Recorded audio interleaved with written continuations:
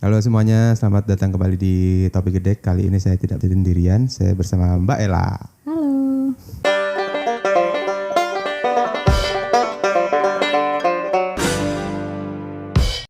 Halo Mbak Ella, apa kabar? Alhamdulillah, sehat. Lama banget nih nggak ketemu Mbak Ella. Apa sih kesibukannya Mbak Ella sekarang? Itu kok pertanyaan basa-basi ngono Mbak Eng. Iya. Apa kesibukannya Mbak Ella sekarang? Sehari-hari ngajar, tapi ya selain hari libur kan kemarin libur 3 minggu. Oh iya, sekarang liburan ya, ada Ya, sekolah libur ya. 3 minggu, tapi ini hari Senin udah mulai masuk lagi. Oh, Mukodimah Mbak Ella ini adalah Mukodimah. guru SD ya Mbak Eng. Guru SD.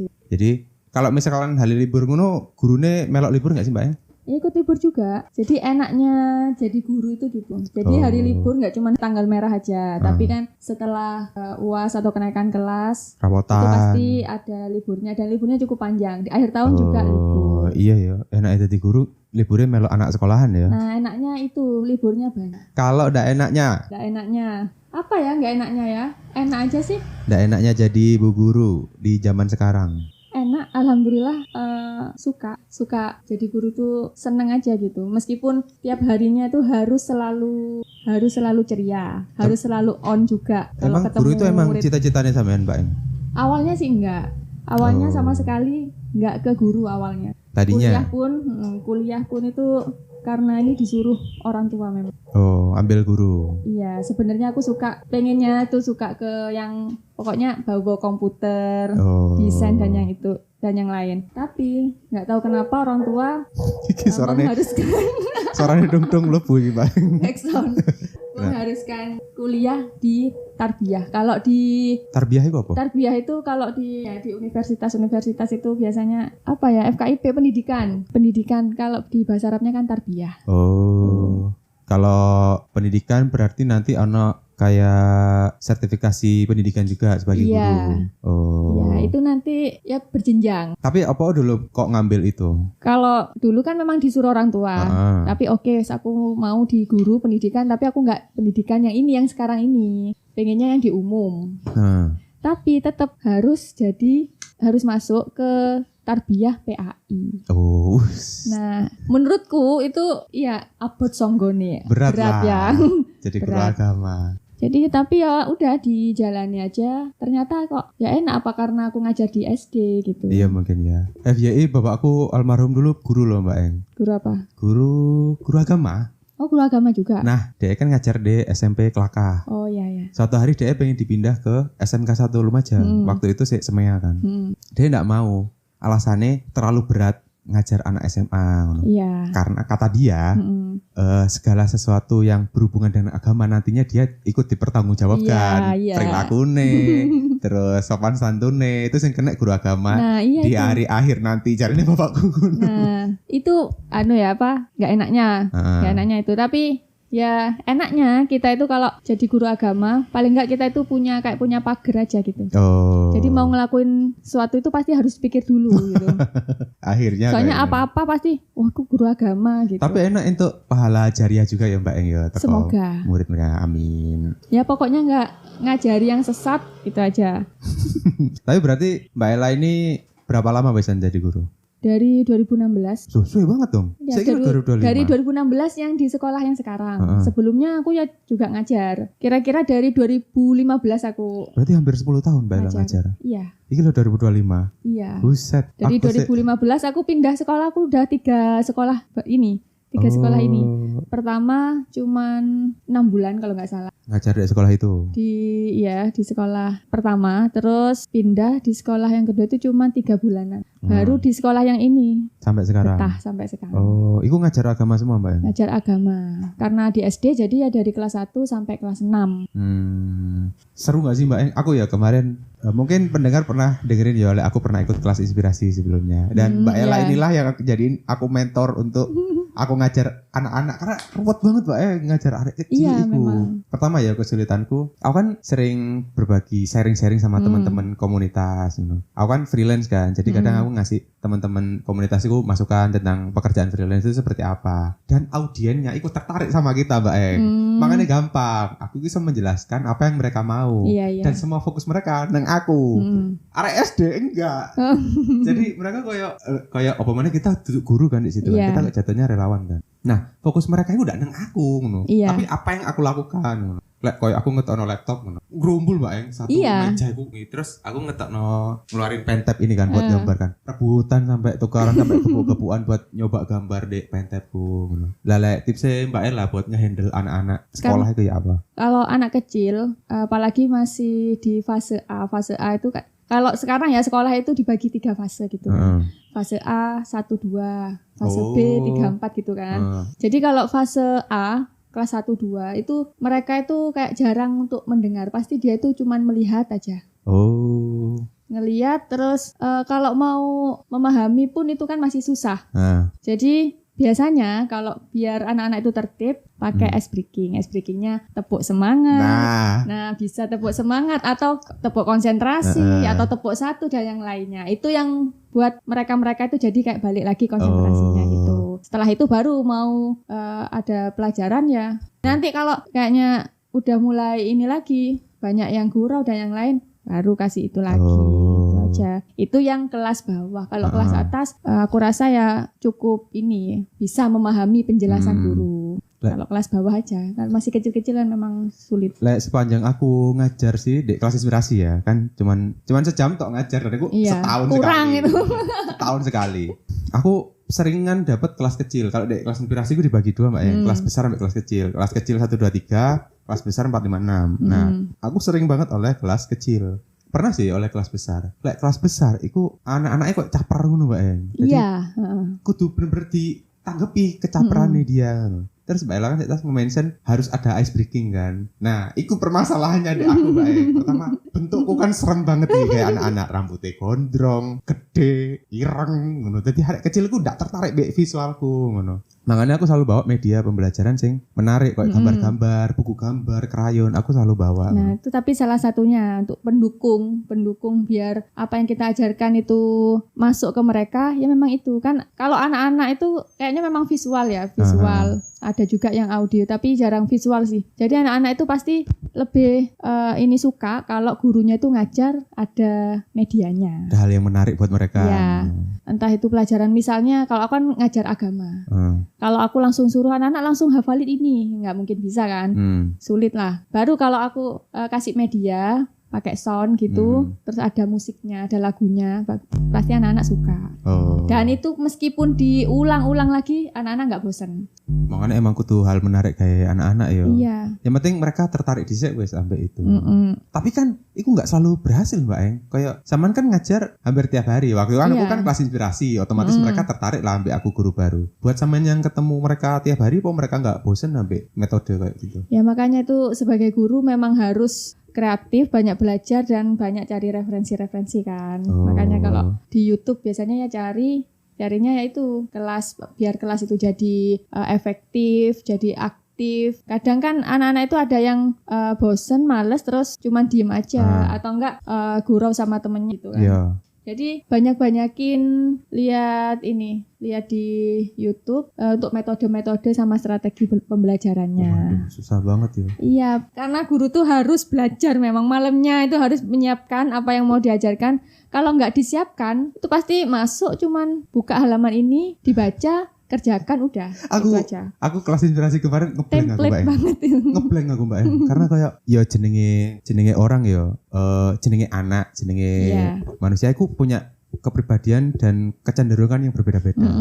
Nah, yang di tempatku kemarin, arek aku bener-bener ndak nyantol sih. Maksudnya enggak tertarik dengan aku Mbak. Akhirnya yang aku sampaikan itu udah nyampe ke mereka. Karena dari awal memang nggak tertarik. Iya. Lalu kayak nggak direken gitu aku, kayak nggak diperhatikan gitu. Ada, iya pasti ada. Berbeda ambek beberapa kali aku ikut kelas inspirasi yo. Arek aku kok antusias no. Nah, sing ini kok nggak antusias. Mungkin pertama kemarin kan aku kelas terakhir itu kelas 4 Mbak. Nah, itu wis pelajaran terakhir.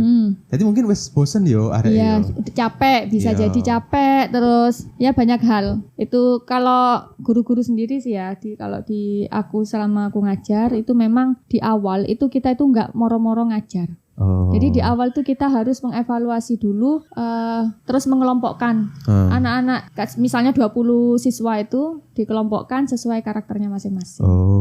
Jadi ada yang suka baca, ada yang suka lihat gambar, sukanya ngerjakan, itu masing-masing siswa itu kan beda-beda. Jadi memang harus dikelompokkan sesuai karakter mereka masing-masing. Ada yang suka main kan, jadi kalau yang suka main, nggak suka mau nulis, baca nggak suka, itu kan kalau kita langsung ngasih pelajaran ini nggak akan digubris sama mereka. Jadi dibedain. Di kelompok ini, misalnya kelompok A itu kelompok yang mungkin yang bukan yang nakal tapi dablek. Dia sukanya belajar sambil bermain gitu ya. Ya dikasih permainan, kita kasih lembaran-lembaran yang isinya itu yang menarik buat mereka. Kalau yang suka baca atau suka ngerjakan tugas itu cuma dikasih tugas 1 sampai 10 aja dia suka ngerjakannya. Lah gini Mbak Eng, berarti kita kan mengajar sesuai dengan audien yang kita ajarkan. Nah, ini out of topic Mbak Eng ya. Saiki kan ono zonasi-zonasi itu Mbak Eng. Karena gara-gara itu saiki enggak ono SMA favorit. Iya, semuanya sama. Semuanya dilebur. Menurut sampean iki, iku hal baik apa enggak? Ada baiknya, ada kurangnya memang ya. Pasti suatu hal itu pasti ada baik dan ada kurangnya. Kalau menurutku sendiri ya, kalau zonasi itu memang guru yang biasanya ngajar anak yang pinter. Di atasnya ya pinter-pinter lebih gampang kan. Lebih gampang untuk mengarahkan. Nah, kalau dicampur pinter sama kurang gitu. Ngajarnya itu kalau yang satu ini cepet, satunya kan lambat. Jadi kalau kita ngikutin yang ini bosen nanti. Kalau ngikutin yang pinter ini, terus yang ini yang kurang bisa itu jadi tambah nggak paham. Ke bab selanjutnya tambah nggak paham dan seterusnya nggak paham. Itu nggak enaknya itu di situ. Ya memang benar-benar harus dikelompokkan itu. Iya. Di kelasku aja, di kelas 1 ya, ada yang bisa baca, ada yang masih belum bisa kan. Yang sudah bisa lancar baca, terus sama yang belum bisa. Itu kalau tak suruh baca yang keras, ya pasti yang sudah bisa baca enak aja langsung baca. Nah, yang nggak bisa ini masih ngeja. Nah, kalau aku nunggu yang masih ngeja ini lama. Jadi yang ngeja itu ada di sebelah gini, terus yang di sebelahnya itu yang sudah bisa baca. Jadi nanti tugasnya pun beda. Kalau yang masih mengeja mungkin kan masih perkata kan, perkata gitu. Ya ditulis di papan yang berbeda. Jadi nggak ada yang namanya mereka itu nggak dapat pendidikan. Pasti semuanya harus mendapatkan pendidikan sesuai dengan ini. Tapi Mbak Eng, aku ini duduk korban zonasi sih. Jadi aku sekolah di salah satu sekolah SD favorit di Lumajang pada saat itu. Waktu itu kelas 4, 5, 6 aku pakai sistem ranking. Nah, sing nilainya bagus-bagus itu masuk kelas A, sing kurang masuk kelas B. Nah, aku yang mediocre yang pertengahan ini, aku mlebu kelas A Mbak Eng. Iku pinternya kurang ajar sih Mbak Eng, koyo pinter banget arek-arek iku. Jadi misalnya waktu itu aku kelas satu kelas itu 27 orang paling, enggak 26 orang. Nah, ranking 1 sampai 20, iku selisih nilai iku mek 1, 2 ngono-ngono lho. Dan iku di atas semuanya, di atas rata-rata semuanya. Aku sing nilai di rata-rata, katakan rata-rata saat itu 7,5 ya. Nilaiku iku 7,7, 7,8. Ranking terakhir Mbak Eng. Jadi setiap rapotan aku diamui terus nang ibuku kayak kok iso sih ranking terakhir, ibuku malu lek ngambil rapot terakhir. Bu, iki tempat wong pinter lho aku gini. Aku wis berusaha ngono. Tapi coba emang sama ndek kelas 1 nih. Juara 1 berarti. Di kelas kan itu ada berapa kelas? 2 mean. Kan ada 2 kelas kan. Yang 1 kelas kan. Iya, lek ditaruh kelas B, aku 10 besar lah atau 5 besar gitu. Aku jelasno koyo ngono, Mbak. Tapi namanya orang tua saat itu ya, zaman itu. Memang lek diomongin jawab aja. Aku kata membela diri nggak oleh. Nah akhirnya aku ini produk orang yang mediocre pertengahan tapi melebu ke orang-orang kelas A. Sumpah pinter-pinter banget Mbak. Konco-koncoku tak karu-karuan pinter. Aku ini yang ngikutin pace-nya belajar mereka aku munggos-munggos banget. Iya. Sangat munggos-munggos. Akhirnya di kelas 5 iku guru wes kelihatan. Ternyata nah di kelas 6 iku kita dibagi per kelompok akhirnya. Dibagi kayak kelompok belajar ngono. Dek kono dicampur dilebur wis akhire sing goblok-goblok wae sing pinter-pinter didadekno siji. Nah, satu kelompok isine 6 orang. Nah, iku sing pinter biasanya 3, sing goblok-goblok 3 ngono. Nah, akhirnya kita dibikin kelompok-kelompok belajar itu. Setiap ngerjain PR ambek arek-arek iku. Setiap ono kerjaan kelompok ngerjain ambek arek iku ngono. Tapi kalau di lebur gitu ya. Nanti kalau misalnya ada tugas itu yang enggak bisa, yang kurang-kurang sama yang pintar. Biasanya yang pintar yang paling menguasai kan. Jadi apa-apa itu wis yang ngerjakan yang pintar. Biasanya kan kayak gitu. Tapi kalau waktu itu gimana? Waktu itu kita disuruh belajar. Jadi sing pintar ngajari sing goblok iki. Iya. Bener-bener diajari, Mbak. Jadi itu kayak tutor sebaya namanya. Ono metodene. Iya, ada juga di pembelajaran memang ada juga metode tutor sebaya. Jadi yang pintar-pintar itu nanti dia sudah punya materi, dia ngajarkan ke teman-temannya.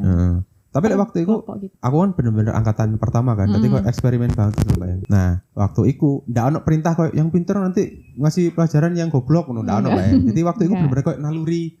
Rata-rata sing pinter kan wedok-wedok kan. Oh iya. Naluri wedok-wedok ngajari sing lanang-lanang waktu itu. Karena kalau nggak ngono, kelompok mereka ketinggalan. Iya. Bahkan di SD ku waktu itu persaingan nemen Mbak. Jadi kita kok punya bintang-bintang ngono-ngono iku. Mengumpulkan bintang-bintang ya? Iya. Nggak ada bintang. Loh, untungnya grupku iku sing pinter ono grupku waktu itu kita tuh bintang paling rendah dan areke untungnya selalu kabeh, bahkan sing pinter-pinter selalu kabeh. Jadi kita yang penting kita ngerti materinya, ngerti pembelajarannya, enggak harus jadi yang nomor 1, yang penting gak kita ada paham yang semua. Ambis berarti ya di kelompoknya. Untungnya kayak ngono, untungnya. Oke, lanjut Bang. Terus di Bang. Nyampe pembelajaran kelas mengelompokkan klasikal namanya. Zonasi. Sistem zonasi. Ya itu kan di luar ini kan tadi. Yang zonasi. Ya kalau di pembelajaran ada juga kayak gitu. Di klasikal. Jadi dibagi per kelompok, pasti pembagiannya per kelompok. Ada yang memang kendalanya memang kalau pembagian kelompok itu pasti ada yang milih sama temennya sendiri. Iya. Padahal itu kan kalau kelompok kadang itu ya harus dicampur agar bisa saling ini kan, saling bantu, saling kerjasama gitu. Ya memang kendalanya ada siswa yang pasti pengen milih temennya sendiri buat jadi kelompok itu aja. Yes, berarti menurut sampean setuju apa enggak sama zonasi itu? Kan anonim lagian sampean kan enggak ketemu di internet sampean sopo. Enggak setuju. Berarti mending emang yang pinter-pinter dikelompokkan mbek sing pinter-pinter. Sing goblok-goblok diledakkan ae. Biar teratur kan biasanya kalau ada kayak olimpiade atau yang lain kan pasti ada perwakilan. Yeah. Kalau ada sistem zonasi itu jadi kayak semrawut gitu loh. Kayak semrawut pengajarannya juga udah nggak seperti yang biasanya itu kan cepet kan pengajaran. Nah ini kalau masih nunggu anak yang ini repotnya itu. Terus kalau anak ini harus ngikutin yang pinter kesel, stres. Yes. Jadi mending balik ke normal kayak biasa ya Mbak. Kayak biasanya aja wes. Jadi ono SMA favorit, iya, kalau memang dia pengennya di situ ya harus memang berusaha dari awal biar keterima di situ. Iya. Gitu. Kok soalnya kualitas guru juga kadang kan ono Mbak yang sing ngomong guru itu yo enak wong kamu sing diajar arek pinter-pinter tapi susah juga ngajaran anak pintar itu susah juga. Iya. Soalnya kita harus banyak-banyak belajar. Ya nggak lucu ditanya terus nggak tahu jawab. Pasti harus pokoknya memang guru itu memang pembelajar sepanjang hayat. Nah, iya sih benar. Wajah sampai sekarang ya tetap belajar. Susah ya Mbak yang jadi guru belajar. Ya. Tapi kebanyakan orang-orang yang nggak tahu gimana guru itu enak jadi guru pulangnya cuma sampai jam 1 bayarannya segini liburnya banyak. Coba aja langsung terjun ke kelas gitu aja. Nah, untuk yang pengen bertanya tentang itu jawabannya adalah enggak capek langsung aku. Terjun ke kelas. Dan kalau kan banyak ya aku baca di sosmed itu ada beberapa yang sering menyalahkan guru karena nggak semua guru tuh kayak gitu. Banyak juga guru yang profesional, banyak juga guru yang tulus banget ke muridnya tuh banyak. Iya. Dan banyak juga yang menyalahkan dikit-dikit urunan dan yang lain.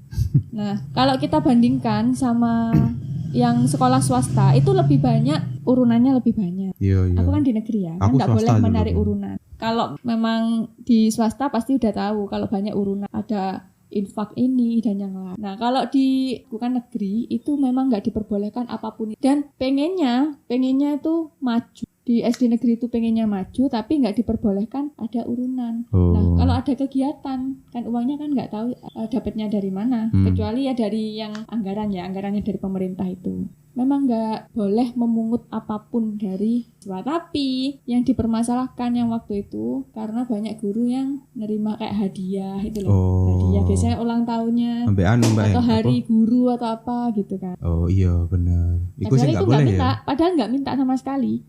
Memang dari muridnya sendiri. Gratifikasi.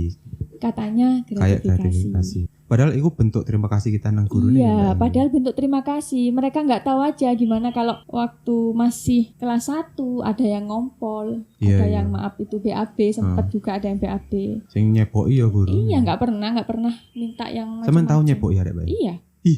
Itu waduh, bener-bener jadi satu sekolah sampai anak-anak bau semua bilang gitu. Tapi aku pengen tahu kecerit, Mbak Eng. Aku tahu kecerit deh kata. Tapi kan nggak bilang ke guru. Nggak, jadi gini ceritanya lah aku kecerit. Waktu itu kelas 1 SD di SD ku yang elit itu. Aku itu ke kamar mandi Mbak Eng. Kemarin ngono SD ku kan sebelahnya kak sawah. Aku lari gue kebelut banget aku Mbak Eng. Terus kan di lantai-lantai ngono kan, lantai 2 kelasku. Lari, mari ngono tutuk jeding, turun buka kathok kok udah ceprot ngono Mbak Eng. Sempakku isine ngono antok. Akhirnya waktu itu aku duwe ono sing ke kamar mandi juga Mbak Eng. Jenenge Malik. Aku enggak ngerti jadi mana. Tapi dia ku nuwakal banget Mbak Eng. Terus aku bilang, ya pada pola sih jeneng arek cilik ya. Malik, apa bilangmu ke ustadzah? Apa aku sakit perut ngono. Duh, kamu kenapa? Jari kono opo? Jari Malik. Kecirit aku lek aku ngene. Baru aku bilang ke ustadzah ngene. Terus dia lari Mbak. Aku kan sih di kamar mandi ndak katokan kan kataku basah kabeh. Dan sempakku tak kuat nang sampah, nang sawah Mbak. Aku izin kan. Dengan harapan arek-arek itu nggak ngerti, nggak tahu. Nah terus kan kelasku kan di lantai 2. Guru-guru ini kan waktu kan aku angkatan pertama kan, jadi guru-gurunya di atas semua. Dan Malik bengok tukang ngisor Mbak Eng. Oh kalau angkatan pertama berarti yang waktu kelas 1 cuman satu kelas itu, 2 kelas itu aja ya berarti. Oh sepi ya. Nah sepi. Terus Malik itu bengok tukang ngisor Mbak Eng. Dia teriak dari bawah, Ustadzah, Apip kecerit, ngono. Sak sekolahan ro kabeh. Aku ngene. Akhirnya aku digawakno sarung nang kamar mandi, ngono. Terus iku padahal sih jam 10 siang paling. Aku udah gelem sekolah, aku pengen pulang aku ngene. Akhirnya aku dijemput bapakku boleh. Karena aku kotor ya apa aku kata sekolah.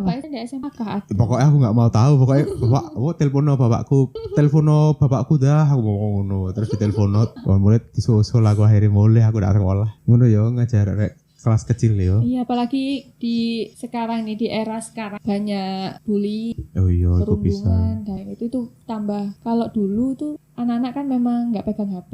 Ya. Jadi kalau ngajar itu ya anak-anak itu lebih fokus. Iya, enggak yang ngelamun arek. Lebih fokus, tapi kalau kebanyakan menurutku ya, kalau kebanyakan main HP memang kayak game atau yang lain itu anak kecil loh ya. Yeah. Itu kadang kalau pas waktu pelajaran dia itu memang mikir gamenya, apa diem gitu aja. Dia itu memang mikir gamenya. Kalau permainan dan yang lain itu masih masuk. Makanya kebanyakan sekarang itu memang harus pakai LCD pembelajaran. Buat narik perhatiannya mereka. Kalau dulu kan masih konvensional. Ya ceramah, menulis ceramah, menjelaskan gitu terus mengerjakan tuh udah bisa. Gitu ya. Kalau sekarang waduh udah terkontaminasi. Apa closing statement sama ini? Atau mungkin ada pesan-pesan buat teman-teman guru di luar sana? Oh iya. Apa ya pesannya? Oh gini, kalau kita sebagai guru mengajar itu harus benar-benar menghadirkan kita seutuhnya di depan siswa kita. Mantap. Karena kalau kita tidak menghadirkan kita seutuhnya, apa yang kita sampaikan ke anak-anak pasti tidak akan pernah masuk ke hati mereka. Mantap sekali. Itu aja dari Mbak Ella, ada lagi tambahan nggak? Semangat buat para guru-guru apalagi yang masih honorer. Semangat buat para guru-guru. Terima kasih Mbak Ella sudah menyampaikan pesan-pesan buat para guru dan kisah-kisahnya menjadi guru di Indonesia. Terima kasih Mbak Ella. Sampai saya tutup dulu topik kedek kali ini. Saya Afif. Saya Ella. Kami pamit undur diri. Dadah semuanya. Dadah.